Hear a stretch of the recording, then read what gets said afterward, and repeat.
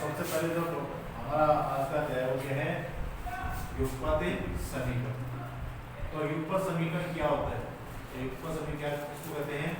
दो चरों वाले दो रैखिक समीकरणों का एक समूह है। दो चरों वाले दो चर मतलब अक्षर वाले दो चरों वाले दो रैखिक किसको कहते हैं?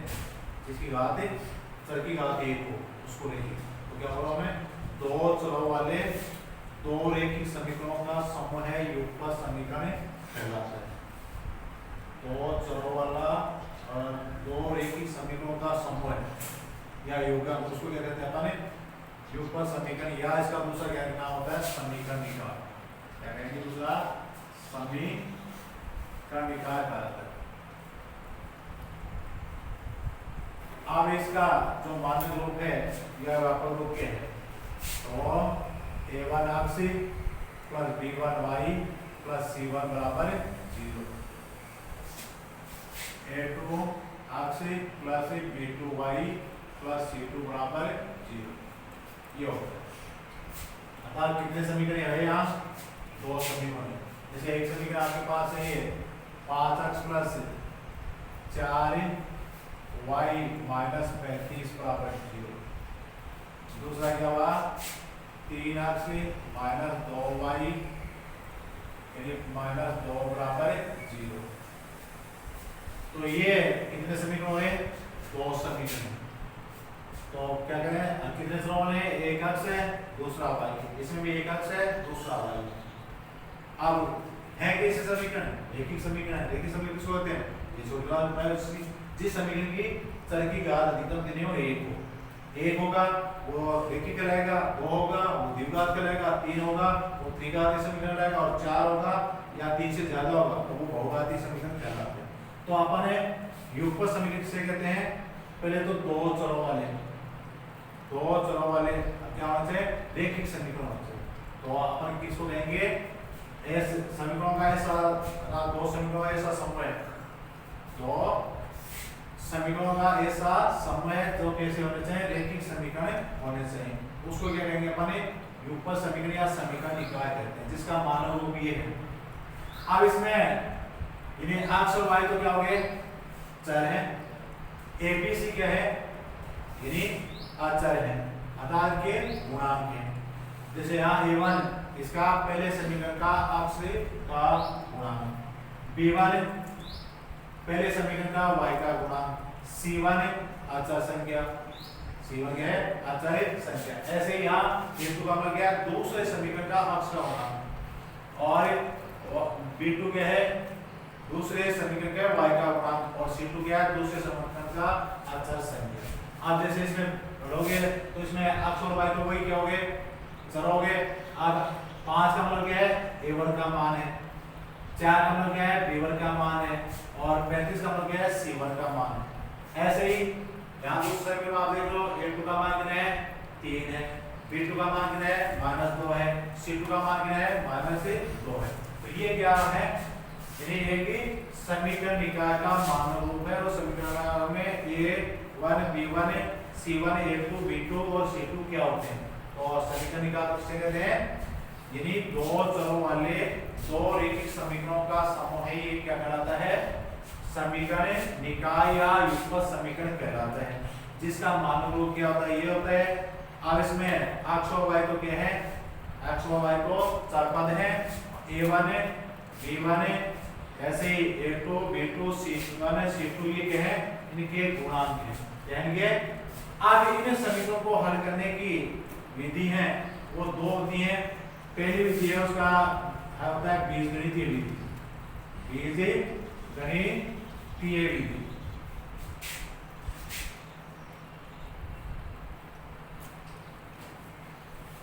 और दूसरी जो विधि होती है उसको बोलते हैं आलेखी विधि या ग्राफीय विधि। आलेखी विधि या दूसरा इसको कहते हैं अपन ग्राफीय विधि। अब बीजगणितीय विधि है, इसमें इसको हल करने के 3 विधि हैं, अर्थात इनको 3 भागों में बांटकर इसको हल किया जाता है। अर्थात जो भी बीजगणित में आपको समीकरण निकाल दिया जाएगा उसका हल कितने विधियों से करेंगे? 3 विधियों से। और जो तीन विधि 9th क्लास में आई है, पहली विधि तो कौन सी थी? विलोपन विधि। विलोपन विधि या इसका दूसरा नाम था निराकरण विधि। और जो दूसरी विधि है वो है प्रतिस्थापन विधि।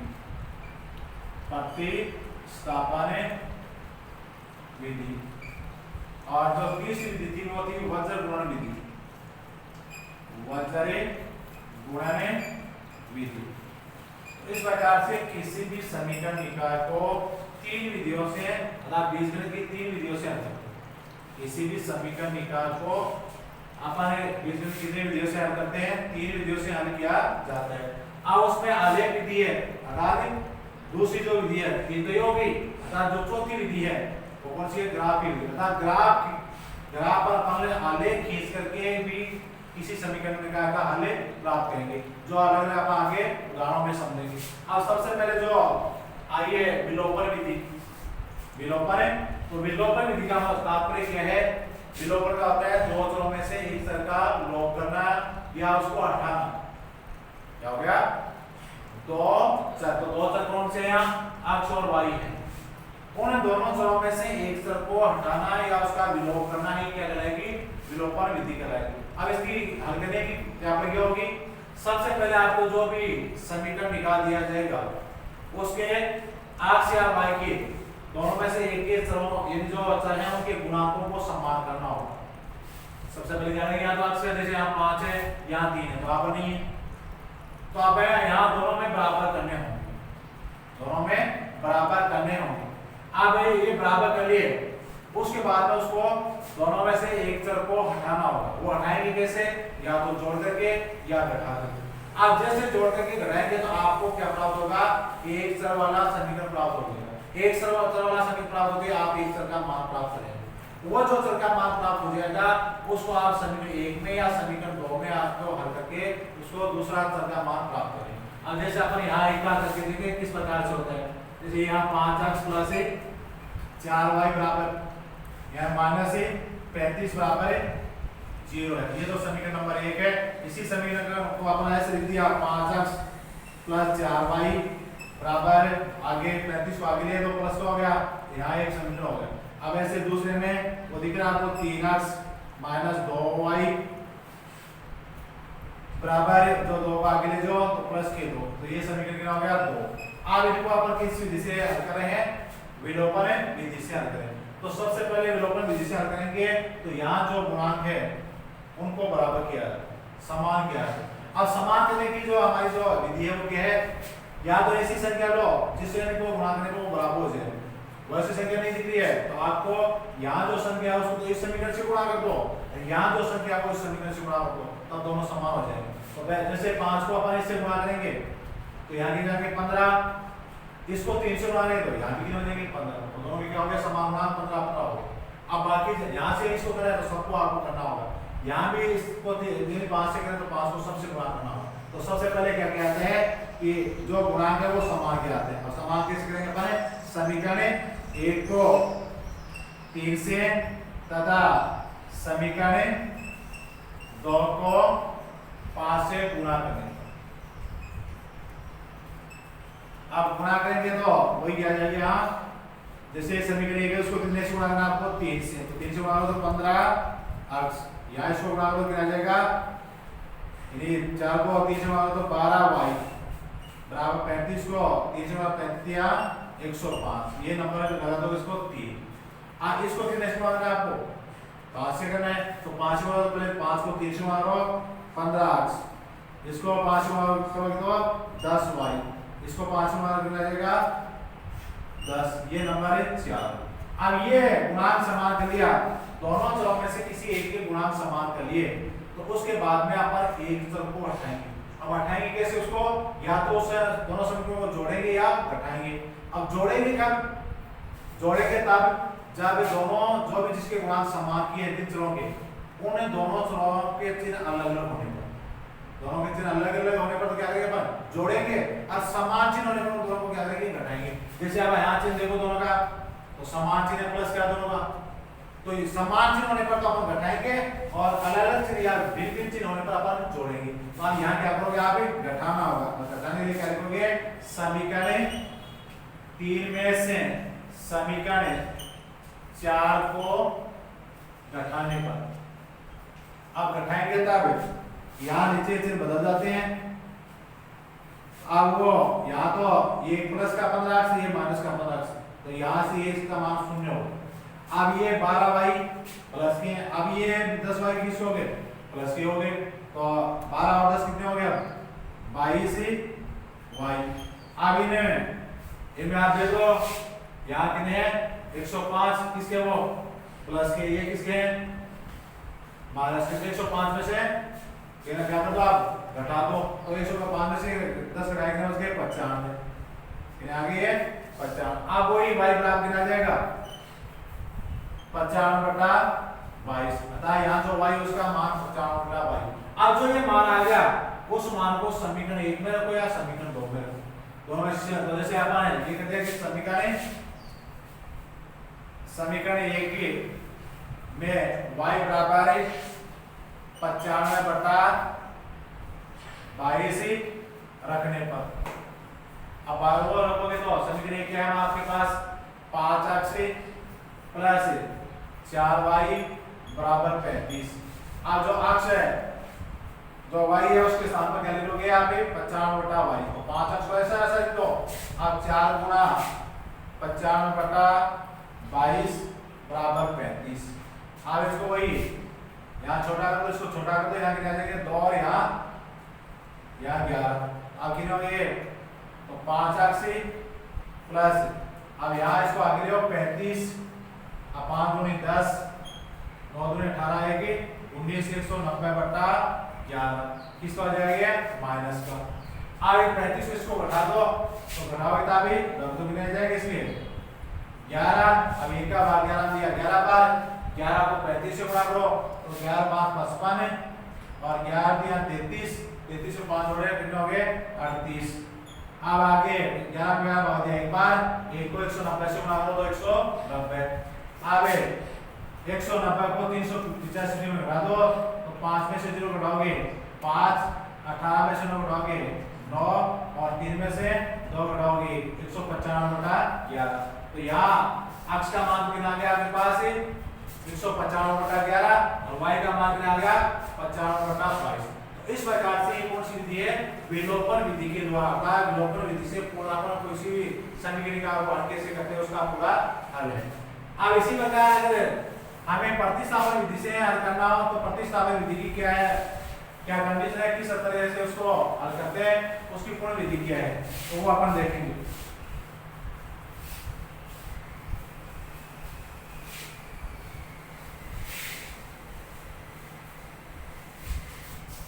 तो पहले तो प्रतिस्थापन विधि को किसको कहा जाता है, प्रतिस्थापन वाला होता है एक स्थान पर दूसरे स्थान को लाना। मतलब प्रतिस्थापन का तात्पर्य होता है कि एक चर को दूसरे चर के स्थान पर प्रतिस्थापन करना है, उसके स्थान पर रखना, उसको क्या करेंगे अपन, प्रतिस्थापन। अब इससे हल कैसे करते हैं, जो भी आपको दो समीकरण दिए होते हैं, दो समीकरण दिए होते हैं, उनमें एक समीकरण का या तो x का मान y के पदों में या y का मान x के पदों में लिया जाता है। तो दोनों में किसी एक समीकरण, दोनों का नहीं, किसी एक समीकरण का, या तो क्या करेंगे मैं x का मान y के पदों में लेंगे या y का मान x के पदों में लेंगे। अब वो मान आ जाएगा, वो जो दूसरा नहीं लिया उसमें उस चर के स्थान पर रख देंगे और चर के स्थान पर रखते ही आपके पास एक चर का मान आ जाएगा। अब वो जो मान आ जाएगा, वो जो x का मान y के पदों में लिया या y का मान x के पदों में लिया, उसके स्थान पर रख देंगे, तब दूसरे चर का मान प्राप्त हो जाएगा। तो हल करने की क्या है इसकी प्रक्रिया, सबसे पहले क्या करोगे, किसी एक चर का मान दूसरे चर के पदों में लेना। जैसे अपन यहाँ x का मान y के पदों में ले रहा हूँ, x का मान y के पदों में ले रहा हूँ, तो इसको कैसे करोगे, x को यहाँ रखना है, बाकी को आगे ले जाना है, तो बाकी दोनों को आगे लाएंगे। ये तो जो प्लस का है वो माइनस का हो जा रहा है, माइनस का वो प्लस का, ये तो किसका हो जाएगा, प्लस का हो जाएगा, ये किसका होगा, माइनस का। तो क्या आ जाएगा आगे 35 माइनस का 4y। तो अब किसको लेके, y को आगे ले, अब यहाँ जो संख्या उसको भी आगे ले जाओ, तो x बराबर क्या आ जाएगा 35 माइनस 4y/5। अब ये जो मान आया है वो क्या मान कहलाएगा? समीकरण ए का अक्ष का मान y के पदों में, अक्ष का मान y के पदों। सबसे पहले तो इस जो विधि है इसमें क्या करते हैं अपन? एक समीकरण का एक चर का मान दूसरे चर के पदों में लेते हैं। अर्थात कहने का क्या है, अक्ष का मान y के पदों में या y का मान अक्ष के पदों में लेते हैं। जैसे यहाँ मैंने क्या किया है, इस समीकरण का अक्ष का मान y के पदों में लिया। अब इसको समीकरण नंबर ए लगा दें। दूसरा समीकरण जो बच रहा है उसको नंबर 2 लगा दो। उसको कितना लगा दो? अभी यहाँ इसको नंबर 2 लगा दो। अब जो हमारे पास यह अक्ष का मान y के पदों में आया है वो जहां अक्ष है उसके स्थान पर रख दो। अर्थात समीकरण 2 में इस समीकरण 1 का मान है वो प्रतिस्थापन हो, उसके स्थान पर रख दो। उसके तो किसके स्थान पर रख देंगे? अक्ष का मान यहाँ जो आपको संख्या दी है वो अक्ष उसके स्थान पर रख देंगे। अब यहाँ इस पर रखो, अब वो किस प्रकार रखा जाएगा? तो 3 इंटू इसका मान क्या है?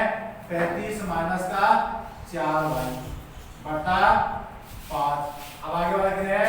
माइनस का 2y माइनस 2 बराबर 0। अब इसमें हमारे पास क्या बचा? एक चर बचा है। दो चर क्या नहीं थे, अब एक ही चर y है सिर्फ, तो y का एक चर का समीकरण आ गया है।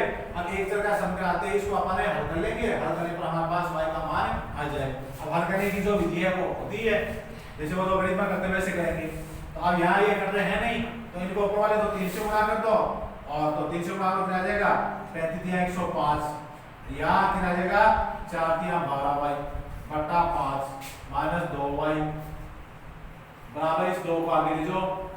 अब यहाँ से लघुत्तम ले लो, तो लघुत्तम कितने इसके 5 आ गए। 5 का भाग 5 में दिया, एक बार 1 को इससे गुणा किया 105 माइनस 12y।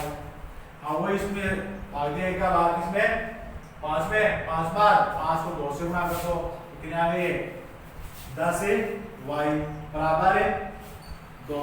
अब यहाँ हो इसको यहाँ से जो समान पदों को जोड़ लो और फिर गुणा कर लो वजन। तो अब क्या जाएगा 105 माइनस का 22y बटा, अब यहाँ 5 बराबर 2। अब आगे क्या जाएगा 105 माइनस 22y बराबर 5 गुनी 10। अब वही माइनस 22 बराबर 10 माइनस 105। अब माइनस 22 y बराबर माइनस के 95, और y बराबर माइनस के 95 बटा माइनस के 22 माइनस हटा दो ये, तो y का मान कितना आ गया 95 बटा 22। अब यहाँ क्या आ गया हमारे पास? एक चर का मान आ गया। इसके आगे अब ये जो चर का मान आ जाता है, जो पहले अपन लेते हैं अक्ष का मान y के पदों में, उसमें यहाँ रख दो, उससे किसका मान आ जाएगा? दूसरे का। तो इस विधि में क्या हुआ? प्रतिस्थापन विधि में क्या करते हैं अपन कि सबसे पहले दो समीकरण आपको दिए जाते हैं, उन दोनों में से किसी एक समीकरण का अक्ष का मान y के पदों में किसी एक चर का मान दूसरे चर के पदों में लेते हैं। जैसे अपन यहाँ किस में लिया है? अक्ष का मान y के पदों में लेते हैं।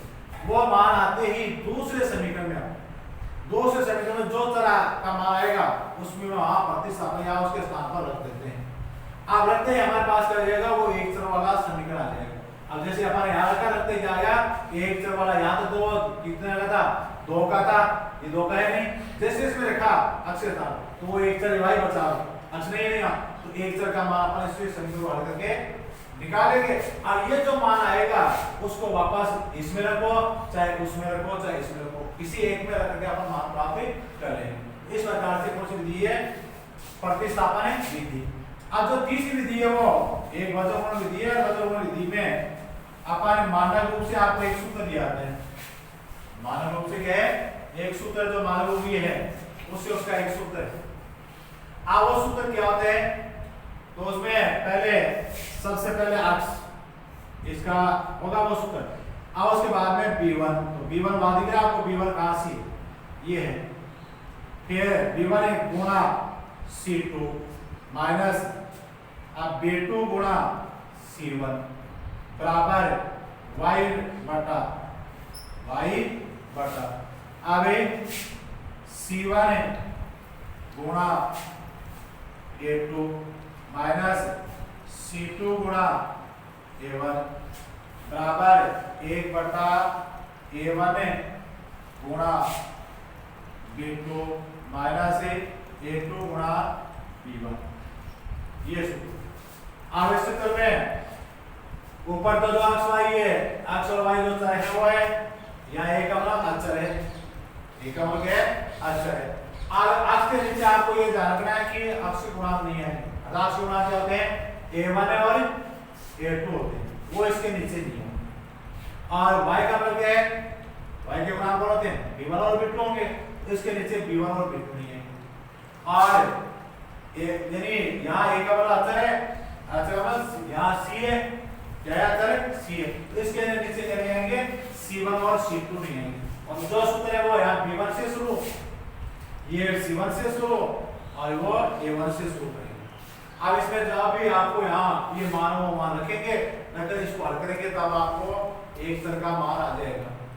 अब हमें वो आ जाएगा, दूसरा चर का अपन जोड़ना करेंगे, अतः इस तरह से हल करेंगे एक चर का मान आ जाएगा, इसको हल करेंगे तो दूसरे चर का मान आ जाएगा। वो किस प्रकार से प्राप्त करते हैं, जैसे यहाँ ये संकेत दे रखे हैं, तो यहाँ इसमें A1 का मान कितना है, 5 है, B1 का मान कितना है, 4 है, C1 का मान कितना है, -35 है, फिर A2 का मान कितना है, 3 है, B2 का मान कितना है, -2 है, C2 का मान कितना है, -2। ये मान इन दोनों समीकरणों में से अपन A1 A2 B1 B2 तथा C1 C2 के मान प्राप्त करेंगे। अब ये मान प्राप्त करने के बाद अपन क्या करेंगे, इसमें मान रखेंगे। अब वो मान को पहले क्या है, अक्ष है बटा B1, तो B1 देखो कितने हैं, 4 गुणा C2, तो C2 कितना है, -2 माइनस B2, तो B2 कितना है, B2 में -2 थे ना, B2 बराबर -2, तो यहाँ माइनस लगा हुआ है, तो यहाँ कोस लगा दो -2। C1, तो C1 कितना है, -35। अब ऐसे अगला लिखो y बटा C1 आ गया, तो C1 कितना है, -35 गुणा A2, तो A2 देखो कितना है, 3 है। अब इसमें किसका चिन्ह है, यहाँ माइनस। अब C2, तो C2 कितना है, -2 माइनस लगा दे, माइनस होगा तो कोस लगा दो गुणा A1 का मान कितना है, 5, तो वो 5 लगा दो। फिर आगे चलो वो क्या है, ऊपर 1/A1 कितना है, 5 गुणा B2, तो B2 कितना है, -2 माइनस A2, तो A2 कितना है, वो देखो 3 गुणा B1 कितना है, 4, वो 4 है। आगे का गुणा का चिन्ह को हटा लो, तो अक्ष बटा इन दोनों गुणा करो तो -8, इन गुणा करोगे तो 3 हो गए 35 गुणा 70, ये जाएंगे 35 गुणा 70। अब 70 है, ये किसके हो जाएंगे, प्लस के हो जाएंगे, और वो प्लस यहाँ इससे गुणा तो माइनस के, तो 3 हो गए माइनस के 70। अब आगे चलो, तो यहाँ कितना जाएंगे, y तो y है ही, 35 105, इसके माइनस के, ये कितने हो जाएंगे, माइनस प्लस के 10 बराबर। अब आगे और 1/, ये तो माइनस के 10, ये कितने हो जाएंगे, -12। आगे का समान चिन्ह जोड़ना घटाना कर लो, समान चिन्ह क्या करेंगे, जोड़ेंगे और घटाएंगे। तो अब यहाँ जोड़ेंगे तो वही अक्ष बटा कितने से -78 बराबर y बटा ये कितने जाएंगे, -95, फिर ये कितने जाएंगे, 1/-22। अब इनमें से इसका मान निकालो, तो इन दोनों को हल करोगे, बस गुणा करके y का मान प्राप्त करोगे, इन दोनों को हल करोगे, और इस प्रकार से हमारे क्या करेंगे, इसका अक्ष का और y का मान प्राप्त करना। मतलब क्या बन गया, अक्ष बटा -15 बराबर 1/22 माइनस करेंगे। अब y का निकालोगे तो y बटा -95 बराबर 1/-22। इस प्रकार से इसको हम प्राप्त करें। अब अगर जो अगली विधि है वो कौन सी है, आलेख की विधि है। कौन सी विधि है, आलेख की विधि। चौथी विधि कौन सी है, आलेख विधि या ग्राफी विधि। आलेख विधि या ग्राफी है, उससे अपन है यहाँ जो मैं बात ये बोर्ड में जो प्रश्न आता है वो इसी विधि से। आपकी जो तीन विधि आई हुई है पहले, और ये तीनों विधि मैथ क्लास में आई थी, ये भी आई थी, आपने ग्राफ भी था। लेकिन आज जो महत्वपूर्ण बिंदु है जिस पर अपन ज्यादा फोकस डालेंगे वो कौन सी है, आलेख की विधि है, ग्राफ की विधि, वो वही यानी प्रश्न आता है ज्यादा, ये 6 नंबर का प्रश्न आता है। अब इसको अपन किस तरह से, आपके पास वही दो समीकरण है, एक है 5x प्लस 3y बराबर 35, दूसरा है 3x माइनस 2y बराबर, ये आपको दो समीकरण दे, और उसको कौन सी विधि से हल करना है, आलेख विधि से या ग्राफ की विधि से हल करना है। तो इस विधि से हल करने के लिए हमें क्या करना होगा, दोनों ही समीकरणों का x का मान y के पदों में या y का मान x के पदों में आपको लेना होगा। लेने के बाद में अपन 2 से 2 पॉइंट पर क्या करेंगे, अर्थात दूसरी स्टेप में क्या करेंगे, दूसरी स्टेप में यहाँ जैसे अपन x का मान y के पदों में ले लिया, y का मान यानी x के पदों में ले लिया, तो उनमें से जो आगे अपन लिया है उसके साथ उसका मान रखेंगे और पीछे वाले का मान प्राप्त करेंगे, और ये कम से कम 2 मान प्राप्त करेंगे। ज्यादातर अपन तो लेंगे हर बार में 3, लेकिन कम से कम कितने ले आते हैं, 2 ले आते हैं, और उन दोनों दो बिंदु लेकर के उनसे एक रेखा खींच जाती है, और वो एक रेखा आएगी, और ये रेखा आने पर ये दोनों रेखाएं आपस में तीन तरह का व्यवहार करेंगी। पहले या तो वो दोनों प्रतिच्छेदी होंगी, क्या होंगी, वो प्रतिच्छेदी होंगी, या वो दोनों कैसे होंगी, समांतर होंगी, या वो दोनों संपाती होंगी। संपाती मतलब एक के ऊपर दूसरी होगी, संपाती मतलब क्या है, तो आधा प्रतिच्छेदी का मतलब ये हो गया, ये प्रतिच्छेदी है, समांतर का मतलब ये हो गया, अतः इसका 3 तरह का व्यवहार होता है। और संपाती का मतलब जैसे पहले ये दारी है, इस पर ये दूसरी ओर दारी, तो ये क्या होगी, संपाती। तो इन्हें जो आलेख की दिशा पर जब भी कोई प्रश्न हल करेंगे तो वो समीकरण निकाय का आलेख 3 तरह से आता है, अतः उसका 3 प्रकार से होगा। अब प्रतिच्छेदी होगा, उसका मतलब उनका उस समीकरण निकाय का सिर्फ एक हल, अतः अद्वितीय हल, एक से ज्यादा हल नहीं होगा। और समांतर का मतलब क्या होगा कि उस समीकरण का कोई हल नहीं होगा, क्योंकि आपस में कहीं काटेगी नहीं, कोई बिंदु मैनेज भी नहीं होगा, तो उसका कोई भी हल नहीं होगा। तीसरा संपाती का मतलब उसके अनेक या अपरिमित हल, अर्थात जितने जो बिंदु लेंगे उतने उसके हल होंगे, जितने जो बिंदु ले जाएंगे उतने उसके हल होंगे। तो यही ये जो समीकरण का अपन आलेख विधि से हल करेंगे उसके 3 प्रकार से हल आता है। पहला हल कौन सा आएगा, अद्वितीय हल। कब होगा आएगा अद्वितीय हल, जब वो रेखाएं कैसी होंगी, प्रतिच्छेदी होंगी। दूसरा समांतर कब आएगा, जब उसका कोई हल नहीं होगा, अर्थात जैसे अपन खींचेंगे उस ग्राफ से तो 2 आपको समांतर का हल, तो इसका मतलब आप समझना है कि इसका कोई हल नहीं है, ये कहीं भी आपस में नहीं काटेंगे, तो दोनों में कोई वैल्यू नहीं है। तीसरा संपात का मतलब जो भी बिंदु आएंगे, चाहे अपन एक लो, चाहे 2 लो, चाहे 3 लो, वो सारे उसके हल होंगे, वो सारे क्या होंगे, उसके हल ही आते जाएंगे। तो इस प्रकार से किसी भी समीकरण का है उसकी रेखाएं 3 तरह से व्यवहार करती है, पहले प्रतिच्छेदी, दूसरी समांतर, तीसरी संपाती। प्रतिच्छेदी का मतलब एक हल होगा, समांतर का मतलब कोई हल नहीं होगा, और तीसरा यहाँ संपाती का मतलब उसका अनंत हल होगा। अब इनकी भी शर्त होगी, वो अपन पहले समीकरण से जान लेते हैं कि भाई इसका हमारे पास एक हल आएगा या अनंत हल आएंगे या यदि कोई हल नहीं आएगा, तो उसके लिए क्या होता है कि जब ये शर्त होती है, अर्थात 2 रेखाएं प्रतिच्छेदी रेखाएं कब होंगी, तब उसमें a1 बटा a2 बराबर b1 बटा b2 प्राप्त होगा।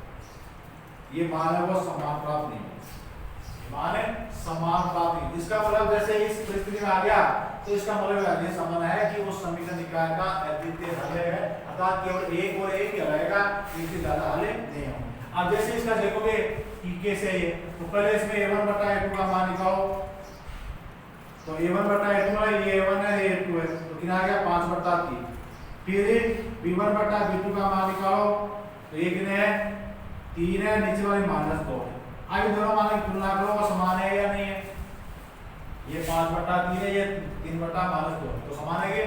तो इस स्थिति में आ गया, इसमें आ गया ये, इस स्थिति में आ गया, तो इसका मतलब क्या हो गया कि इस जो समीकरण निकाय है उसका जो हल होगा वो क्या होगा, अद्वितीय हल होगा, अर्थात केवल एक और एक ही रहेगा, एक से ज्यादा नहीं है। अगर यही बात ये समांतर वाले उसके लिए ये आता है a1 बटा a2 बराबर b1 बटा b2 बराबर c1 बटा c2। ये अर्थात दो तो क्या होंगी, ये दो तो बराबर होंगी लेकिन तीसरी बराबर नहीं होगी। अर्थात जो यहाँ a1 बटा a2 और b1 बटा b2 का अनुपात तो समान होगा लेकिन c1 बटा c2 का अनुपात इसके समान नहीं होगा। तो इसका मतलब ऐसी परिस्थिति आते ही अपन क्या समझेंगे, ऐसी समीकरण निकाल का कोई हल नहीं, कोई भी हल।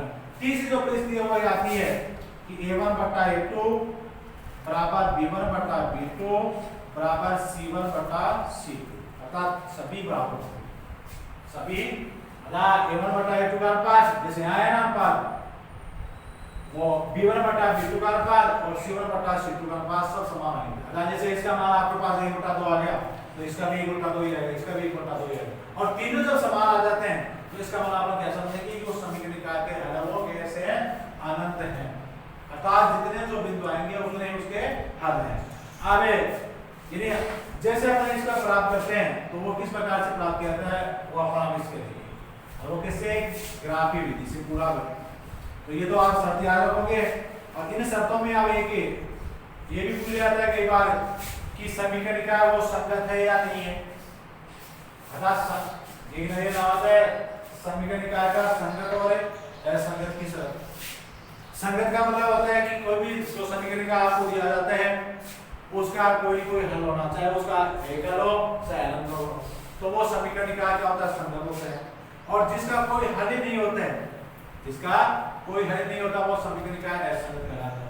तो आपसे क्या पूछा जाए कि आपको पूछा जाए कि ये समीकरण निकाय संगत है या नहीं है, तो आप क्या करोगे, जो दो शर्त बताई कौन सी, एक तो a1 बटा a2 बराबर नहीं है b1 बटा b2, या तो ये होगी इसकी असंगत निकाय की, संगत निकाय की, और दूसरी a1 बटा a2 बराबर b1 बटा b2 बराबर c1 बटा c2। तो ये दोनों शर्त है तो समीकरण निकाय कैसे है, संगत है। तो इसका मतलब क्या समझ रहे आप, इसका मतलब क्या है, एक हल होने पर अर्थात अद्वितीय हल होने पर या अनंत हल होने पर, तो अनंत हल हो चाहे एक हल हो तो वो समीकरण निकाय से आपको पास ये समीकरण निकाल देता है वो कैसे है, संगत है। और ये अगर आपको ये आ गई a1 बटा a2 बराबर b1 बटा b2 बराबर नहीं c1 बटा c2, तो समीकरण निकाय कैसा है, असंगत है, अर्थात इसका कोई हल नहीं होगा, कोई भी हल आपको प्राप्त नहीं होगा, ग्राफ में वो कहीं भी काटेंगे नहीं, अर्थात उसमें कोई बिंदु वैलिड भी नहीं आएंगे। अब इसका अपन जो हल करेंगे तो वो इस प्रकार से करेंगे।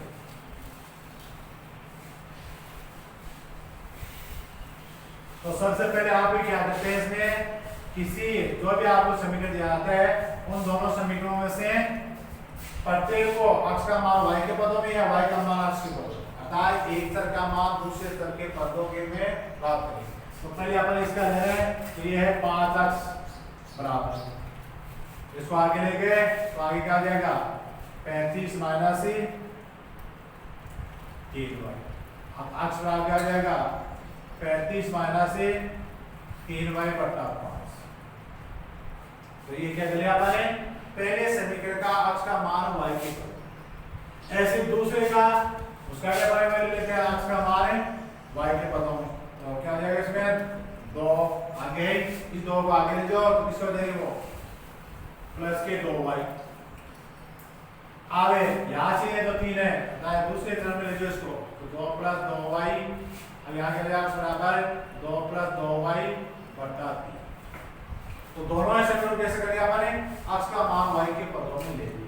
तो सबसे पहले ग्राफ के यहाँ आगे की दिशा जब आप हल करोगे तो क्या करना होगा, दिए हुए दोनों समीकरणों का अक्ष का मान y के पदों में ले या y का मान अक्ष के पदों में। अब तो अपन यहाँ किसका लिया, अक्ष का मान y के पदों में लिया। अब लेने के बाद में यहाँ आपको कम से कम इनके x और y के दो मान प्राप्त करने हैं, जिन्हें मान लोगे दो मान लोगे, वो कैसे ले जाएंगे, यहाँ जो भी है उसके स्थान पर आप 0 1 2 3 4 रखते जाओ, 0 1 जो आगे x के आता उसके स्थान पर लो, y के आता आगे y के स्थान पर डालोगे 0 1 2 ये लेते जाओ, और ज्यादातर यहाँ पूर्ण संख्या वो लोगे, पूर्णांक संख्या जैसे तो कोई दशमलव आती है वो नहीं लेनी आपको, ये दशमलव लोगे तो आपको पैमाने में कठिनाई आएगी। तो आप यहाँ क्या करोगे, जैसे आपने यहाँ लिखा 35 माइनस यहाँ 3 गुणा 0 बटा 5, तो अपन इस y के साथ में कितना ले लिया, मान 0 ले लिया। अब वही 35 माइनस 3 को 0 से गुणा 0 बटा 5, आप 35 में जो है तो 35 बटा 5, आप 35 में 5 का भाग दिया 7, तो इस y के स्थान पर कितना रखा अपन 0, अर्थात y बराबर तो 0 है, तब अक्ष का बना गया 7, और 7 क्या है कि पूर्ण संख्या है, तो यहाँ आपको दशमलव संख्या नहीं डालनी। जो मैं अभी कह रहा था उसका तात्पर्य क्या है कि यहाँ हमेशा आप क्या करोगे, एक पूर्ण संख्या लाओगे जिससे आपको आगे ग्राफ लिखते समय पैमाने में दिक्कत ना हो। तो आगे ऐसे आते हैं, आपको यहाँ एक तालिका बना लेनी है, जो मान लेते लिया आपने, वो किसकी x और y दो जो चर होते हैं उनकी मान होगी। तो अब अपन y का मान कितना रखा है यहाँ 0, तो x का मान कितना आ गया 7। ऐसे अब आपको कम से कम तो 2 निकालने हैं, लेकिन आप ग्राफ अच्छी तरह से खींच लें, और इसके लिए कितने निकालोगे 3, और कम से कम कितने निकाल जाते हैं सिर्फ 2, अगर 2 निकाले तो आपका प्रश्न सही हो जाता है, लेकिन वो उसी रेखा को आप अच्छी तरह खींचे तो इसलिए 3 निकालें, तो हर प्रश्न में अपन कितने निकालेंगे 3 निकालेंगे। तो अब वो यहाँ इसी जो सारणी है उसमें हम अपन क्या लिखा था 0 का था, अब 0 का स्थान पर 1 रखो, अब 35 माइनस 3 को 1 से गुणा करो 3 बटा 5, अब 35 में 3 घटाओ 32 बटा 5, अब 32 में अपन 5 का भाग देंगे तो वो एक पूर्ण संख्या नहीं है, ये आएगा 6.4 आएगा। जैसे आप कितना बचेंगे 6 × 30 बस के करने 2, हो गए 20, 20 में 5 भाग दिया 4, तो 6.4। ऐसे पॉइंटों में आपको नहीं लेना, अगर पूर्णांक संख्या नहीं लेनी, आपको पूर्ण संख्या लेनी है। पूर्णांक को बोलो दशमलव संख्या, और पूर्ण का मतलब जो अभी ली थी वो 7। अब उसके बाद में ये ऐसे नहीं हुआ तो इसके साथ आगे दूसरा रख दो, तो यहाँ गिरा देंगे ये 6, अब 6 इसमें घटाए कितने बच गए 29, ये बच गए 29, 29 में 5 को पूरा नहीं भाग जाता, इसको छोड़ दो। अर्थात आपका आगे से आगे आप संख्या लेते जाओ, यानी गंभीर संख्या वो लेते जाओ, यहाँ कितना आ गया 3, यहाँ कितना हो जाएगा 9, अब यहाँ 9 घटाए 35 में, 35 में से कितने डाले पर 9 घटा ले, तो कितने बच गया 26, ये बच गया 26, 26 में भी 5 का भाग पूरा नहीं जाता, तो यहाँ कितना लगेगा 4, तो यहाँ कितना हो गया 12, यहाँ कितना घटा लिया, यदि इसमें से घटाओगे तो कितना बच गया 23, 23 में भी नहीं जाता, तो कितना लगेगा यहाँ 5, तो यहाँ कितना हो गए 15, अब 15 घटाओ 35 कितने बच गए 20, अब 20 में कोई 5 का भाग देने हो गया 4। अब आगे अब याद हो जाए, अर्थात जिसका मान नहीं आता उसको आगे से आगे बढ़ते रहो, दशमलव में आ रहा है उसको छोड़ते जाओ, है ना, और जो मान पूर्ण संख्या में आ रहा है उसको रखते जाओ। अब अपन क्या रखा, यहाँ y के सामने रखा है 5 और अक्ष के आगे 4, तो वही y के सामने यहाँ 5 रखो और यहाँ अक्ष के सामने रख दो 4।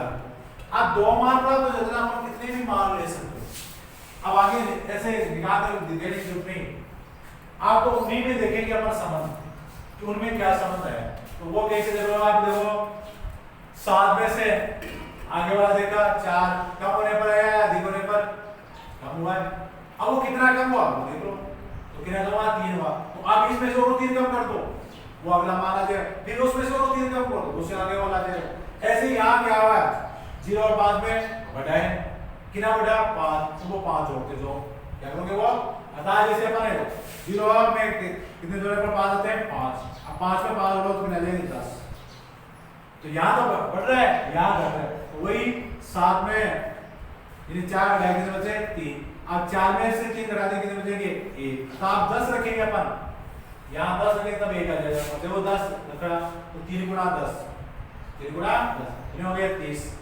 अब 35 में 3 रहे 5, 5 में 5 को आ गया 1। ऐसे अपने आप आपको सिर्फ 2 मान निकालने हैं, 2 मान निकालने के बाद अपने आप मानों में समझ आ जाएगा, जो मान बढ़ रहा है उसको जोड़ के ले लो, जो मान घट रहा है उसको घटा करके ले लो। अब इनमें भी आपको मान ज्यादातर कई बार क्या होते हैं कि बड़े मान आ रहे हैं, पैमाना में थोड़ी दिक्कत आ रही, तो आप इसके जो जैसे अपन यहाँ प्लस के रखे हैं वैसे माइनस के भी रख सकते हो, माइनस का 1 रखो, माइनस का 2 रखो, माइनस का 3 रखो, माइनस का 4 रखो, ऐसे रख करके माइनस के प्राप्त कर, जिसके बाद जहां बड़ा दिख रहा है आपको वहां छोटा आ जाता है और ग्राफ में आसानी से वो आपको यानी जो मान है उसमें अपन नोट कर सकते हैं। तो एक के लिए हो गया। ऐसे आप दूसरे के लिए वही आपने यहाँ पहले 2 प्लस 2 गुणा 1 0 लिया बट्टा 3, अब 2 प्लस 0 बट्टा 2, अब 2 बट्टा 3, अब आगे क्या आ गया 2 बट्टा 3। अब 2 में 3 का भाग नहीं जा सकता, पैंटो में जाएगा, पैंटो का अपन रखेंगे नहीं। तो आगे इसी एक के स्थान पे मैंने पाने इसके स्थान पर 0 के स्थान पर 1 कर लें, तो यहाँ कितना जाएगा 2, यहाँ कितना जाएंगे 4, 4 में 3 का भाग नहीं जाता, इसको छोड़ दो। फिर अगला लो यहाँ y के स्थान पर 2 लो, फिर लो अब 2 को 2 से गुणा करो कितना जाएगा 4, अब 2 और 4 जोड़े कितने होंगे 6, अब 6 में 3 का भाग दे दिया 2, तो ये पूर्ण संख्या। अब ये इस प्रकार से आप कहने का तात्पर्य ये है कि जब तक आपको पूर्ण संख्या नहीं आती है तब तक वो मान में आगे से आगे लेते जाओ, और जो पूर्ण संख्या आती है उस मान को तो रखते जाओ, और जो पूर्ण संख्या नहीं आती उसको छोड़ते जाओ। अब यहाँ वही किसकी तालिका क्या हो जाएगी, तो पहला अपन क्या रखा y के स्थान पर 2, तो y के सामने 2, अक्ष का मान कितना आ गया, ये अक्ष का मान कितना आ गया 2 आ गया। अब वो आगे बढ़ो 3 रखो यहाँ, तो 3 को कितना जाए 6 में 2 जोड़े 8, 8 में 3 का भाग नहीं जाएगा। अब आपने 4 रखे 8 8 2 10, 10 में भी 3 का भाग नहीं जाएगा। फिर 5 रखे कितने हो गए 10, 10 में 2 जोड़े 12, 12 में 3 का भाग। अपन कौन सा लेके अपन ने हटा अपन रखने का देखने की जरूरत नहीं है, यहीं अपन सोचते रहेंगे। तो कितना सोचते हैं अपन यहाँ कि 5 रख रहे हैं, ये रख रहे हैं 5, यहाँ कितना हो जाएगा 5 दूनी 10, आगे 2 10 नोट कितने होंगे 12, अब 12 में 3 का भाग कितना आ गया 4, तो कितना रखा अपन y का कितना रखा यहाँ 5 रखा, तो वो y के सामने रखा, अक्ष का मान आ गया 4 आ गया। अब ऐसे ही वही दो मान आ गए, उनमें संबंध देखो क्या संबंध है, तो 2 में कितने जोड़ने पर आए 2 जोड़ने पर आए, तो यहाँ कितना करता हूँ इसमें भी 2 जोड़ दो कितना आए 6, यहाँ भी जोड़ने पर ही आया, अभी क्या है तो 2 में कितने जोड़े तब आया तेरे पास 3, अब दोनों में 5 में 3 जोड़ दो 3 हो जाएंगे 8, अर्थात 8 रखोगे तब से आ जाएंगे। अब वो रखकर देख लो सही है नहीं कि 8 रखे, ये रखे बने 8 रख दे, 8 कितने हो गए 16, 16 में 2 जोड़े 18, 18 में 3 का भाग दो 6 बार जाएगा। तो इस प्रकार से 2 मान आपको प्राप्त करने होते हैं, बाकी आगे मान इनके संबंधों के द्वारा है। उस संख्या में अपन संबंध देखेंगे कि जोड़ने से आगे वाले आ रही है या घटाने से आगे वाले आ रही है, जोड़ने से आगे तो जोड़ दो, घटाने से आगे तो घटा दो। अब इस प्रकार से जो सारणी बन जाती है वो सारणियों का अपन ग्राफ खींचते हैं। अब वो ग्राफ किस प्रकार से खींचते हैं, तो जैसे अपन छोटी क्लास में खींचा है वैसे आपको क्या करना होगा, अपन ग्राफ पेपर लेंगे, ग्राफ पेपर लेंगे तो कोई काटते तो खुद बना लेंगे, जैसे ऐसे ले लिया अपन। अब उसको पर वही सबसे पहले ग्राफ पेपर क्या लिया जाता है, इनको दोनों तालिकाओं को देखो उसका बिंदुओं का पैमाना लेते हैं। अब बिंदु हमारे पास क्या आई 7 0, दूसरी क्या आई 4 5, तीसरी क्या आई 1 10, और इसके लिए क्या आ गया हमारे पास पहली 2 2 2, दूसरी 4 5, तीसरी 6 8, ये बिंदु। अब इन बिंदुओं का क्या करेंगे ग्राफ पेपर में रखते हैं, तो ग्राफ पेपर नोट करने से पहले सबसे पहले क्या होगा पैमाना। पैमाना क्या है इनके अनुसार लेंगे, वहां पर क्या करेंगे 1 सेमी बराबर 1 है, 1 सेमी बराबर 1। अब कई बार क्या होता है इसमें दोनों के लिए अलग पैमाना ले सकते हैं, जैसे एक में तो अपन देख रहे हैं भाई अक्ष का मान तो छोटा आ रहा है हमें, y का बड़ा आ रहा है तो y का दूसरा ले लेंगे, तब यहाँ लिखेंगे अक्ष पर है इतना y अक्ष पर दोनों का अलग ले लिया जाता है। इसका मतलब क्या हुआ कि दोनों को एक समान देंगे, अक्ष पर भी वही मान देंगे y पर भी वही मान देंगे, और पैमाना ना भी आप यहाँ किनारे यहाँ पर 1 का ही दिया, तो यहाँ जो भी पहला खाना है ना वो सब पर 1 ही लिखोगे, क्या लिखोगे यहाँ 1 या -1, यहाँ भी +1, यहाँ भी -1, ठीक है। अगर यहाँ 2 लेते अपन तो सब पर यहाँ 2 2 लिखोगे, यहाँ 5 लेते तो सब पर यहाँ 5 5, अब उसके आगे जोड़ते हुए पकड़े, जैसे 1 ले दिया तो 1 में जोड़ दो क्या आ जाएगा 2, 2 में जोड़ दो 3, 3 में जोड़ दो 4, 4 में जोड़ दो 5, 5 में जोड़ दो 6, 6 में जोड़ दो 7, 7 में जोड़ दो 8, 8 में जोड़ दो 9, 9 में जोड़ दो 10। ऐसे इस साइड -2 -3 आगे से ही -4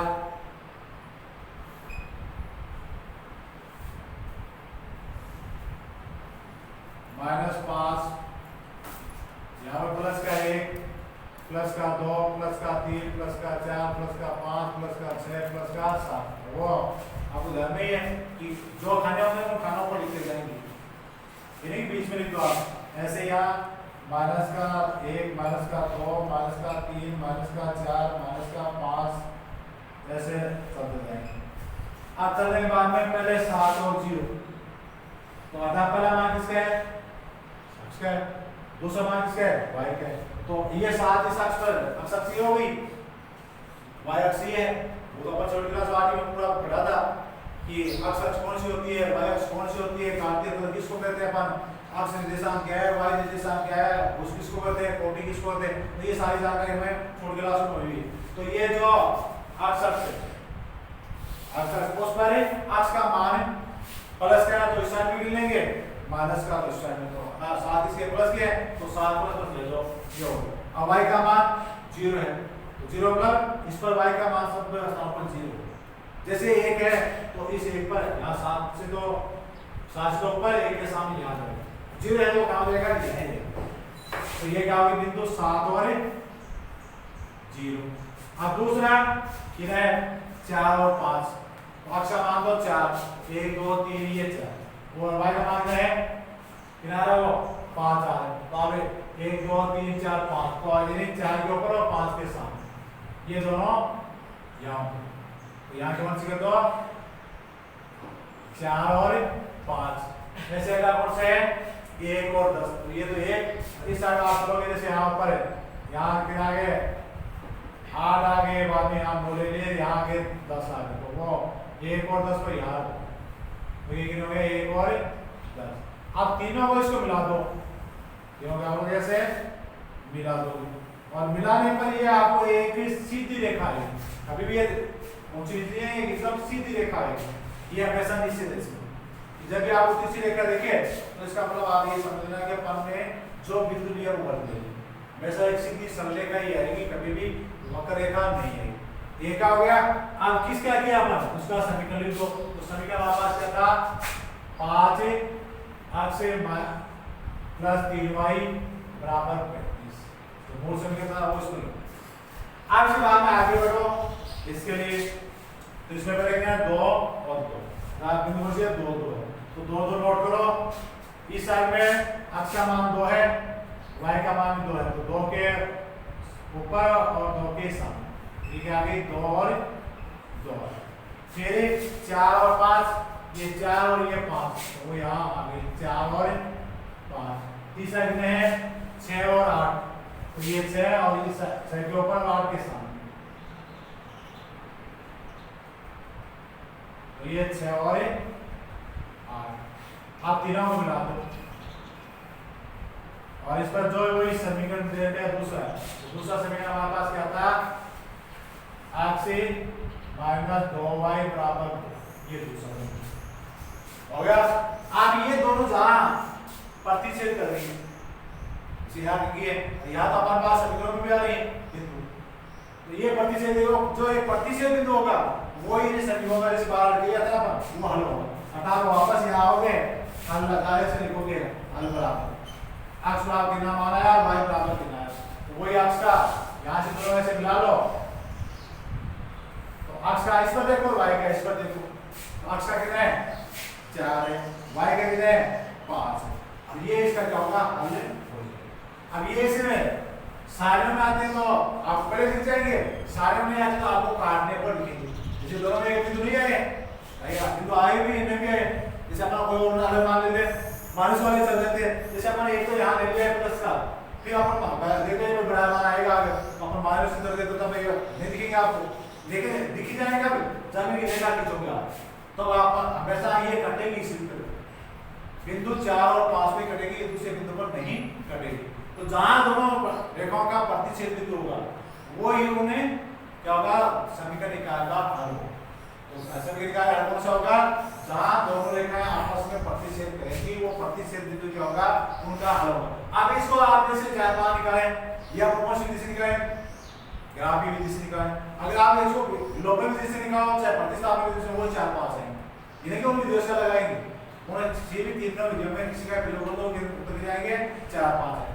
इस प्रकार से अपन किसका करते हैं आलेख की विधि से समीकरण निकाय का हल करते हैं।